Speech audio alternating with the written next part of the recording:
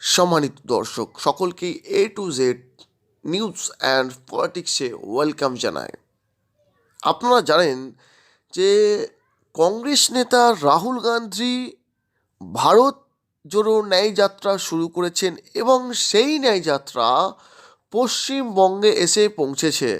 যদিও এই কর্মসূচি কাটছাট করে তিনি আবার দিল্লি ফিরে গেছেন, কিন্তু এর আগে তিনি যে বাংলায় আসছেন র্যালি করতে, তিনি যে র্যালি করবেন বাংলাতে, তার জন্য রাজ্যের মুখ্যমন্ত্রী মমতা বন্দ্যোপাধ্যায়কে জানাননি। যদিও তাদের এটা পার্টিগত বিষয়, সেটা অন্য পার্টির লোককে নাকা জানানোটা অস্বাভাবিক কিছু নয়, কিন্তু রাজ্যের মুখ্যমন্ত্রী এ নিয়ে একেবারে বিস্ফোরক উক্তি করেছেন। এর আগে তার মুখে কিন্তু কিছুটা হলেও ইঙ্গিত পাওয়া যাচ্ছিল তিনি কিন্তু এই জোটের মধ্যে নেই। এর বহু কারণ থাকতে পারে, সেদিকে যাওয়ার আগে প্রথমে দেখে নেব যে তিনি ঠিক কী বলেছেন। আমার কোনো কথা হয়নি, সমাজে আমার কোনো কথা হয়নি এবং আমি প্রস্তাব দিয়েছিলাম, ওরা প্রথম দিনই প্রত্যাখ্যান করেছে। তখন থেকে আমাদের দল সিদ্ধান্ত নিয়েছে আমরা বাংলায় একা চলবো। ইভেন ওরা যে আজ থেকে র্যালি করেছে, আমাদের একবার অ্যাজ এ ম্যাটার অফ কার্সি আমি ইন্ডিয়ার অ্যালায়েন্স আমাকে একবার জানিয়েছে দিদি আপনার রাজ্যে যাচ্ছে, না জানায়নি। সুতরাং আমার সাথে কোনো সম্পর্ক নেই বাংলার ব্যাপারে।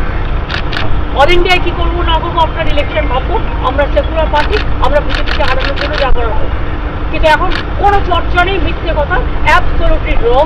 একটা কারো নিজের একার নয়, রিজিওনাল পার্টিগুলো আমরা একটা আমরা তো করেছি 300 সিটে একা লড়াই করুক, রিজিওনাল পার্টি বা সিটে লড়াই করবে, সেখানে ইন্টারফেয়ার করবে না। সেখানে এরা যদি ইন্টারফেয়ার করে তাহলে সেখানে আমরা বুঝবো অন্যরকম। দর্শক, আপনারা দেখলেন যে রাজ্যের মুখ্যমন্ত্রী তথা তৃণমূল নেত্রী মমতা বন্দ্যোপাধ্যায় কিন্তু পরিষ্কার করে বলে দিলেন যে তিনি আর জোটের মধ্যে নেই। যদিও এই ইঙ্গিত কিন্তু আগেও পাওয়া গিয়েছিল, আর সিপিআইএম কংগ্রেস বাংলার নেতৃত্বে যারা আছেন তারা কিন্তু পরিষ্কার করেছিলেন যে তৃণমূলের সঙ্গে আমরা জোটে যাব না, এই চোরদের সঙ্গে জোটে যাব না। আর আজকে এই বক্তব্য শোনার পর রাজ্যের বিরোধী দলনেতা শুভেন্দু অধিকারী আক্রমণ কি করেছেন দেখুন। অনেক আগে ভোগে চলে গেছে।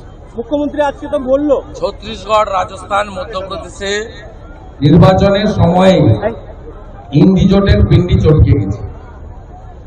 অতএব এইরকম নীতিহীন, আদর্শহীন, কর্মসূচিবিহীন 27 জনের মুখ্যমন্ত্রীর প্রধানমন্ত্রীর পার্টি কখনো জোট টিকতে পারে না, সেটা প্রমাণ হয়ে গেল। মুখ্যমন্ত্রী বরাবর বিজেপির যাতে সুবিধা হয় তার মতন করেই চলার কথা ভাবেন, বলেন। পিসি ভাইপোকে যদি রেহাই পেতে হয় তাহলে মোদী, শাহ তাদেরকেই ভরসা করতে হবে। অতএব বিজেপির স্বার্থ রক্ষা করার মতন করেই মমতা ব্যানার্জি এবং তার বাহিনী চলেন। এটা আমরা বারবার বলেছি, এটা আবার প্রমাণ হয়ে গেল যখন গোটা দেশে বিরোধীরা সবাই বিজেপির বিরুদ্ধে একজোট হতে চান। মুখ্যমন্ত্রী প্রকারান্তরে বিজেপিকে সুবিধা করে দেওয়ার জন্য কংগ্রেসের বিরুদ্ধে সবাইকে ঐক্যবদ্ধ করার আহ্বান দিচ্ছেন। উনি রাষ্ট্রপতি নির্বাচনে তৃণমূল বিজেপিকে সাহায্য করেছে, উপরাষ্ট্রপতি নির্বাচনে বিজেপিকে সাহায্য করেছে। বিজেপি প্রাণ ভোমরা, আরএসএস প্রাণ ভোমরা, তার বাইরে বেরোবার কোনো বিশ্বাসযোগ্য সুযোগ অবশ্যই তৃণমূলের নেই। আমাদের কাছে এটা নতুন নয়।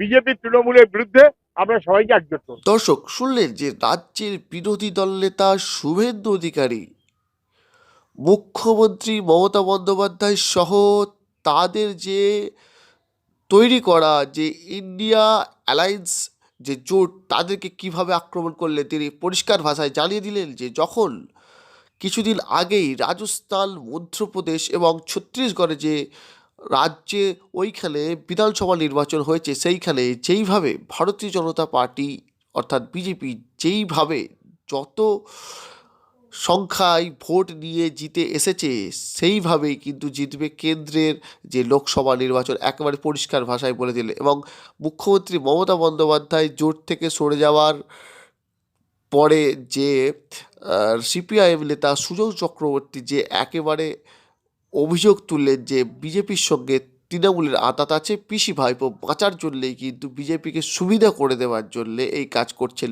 একেবারে রাষ্ট্রপতি নির্বাচন থেকে শুরু করে উপরাষ্ট্রপতি নির্বাচন সেখানে সহযোগিতা করেছেন, একেবারে বিস্ফোরক অভিযোগ তুলেছেন রাজ্যের সিপিআইএম নেতা সুজন চক্রবর্তী। এ বিষয়ে আপনাদের প্রতিক্রিয়া অবশ্যই আমাদেরকে জানাবেন এবং প্রত্যেকটি আপডেট সবার আগে পেতে অবশ্যই আমাদের চ্যানেলটিকে সাবস্ক্রাইব করে পাশে থাকবেন।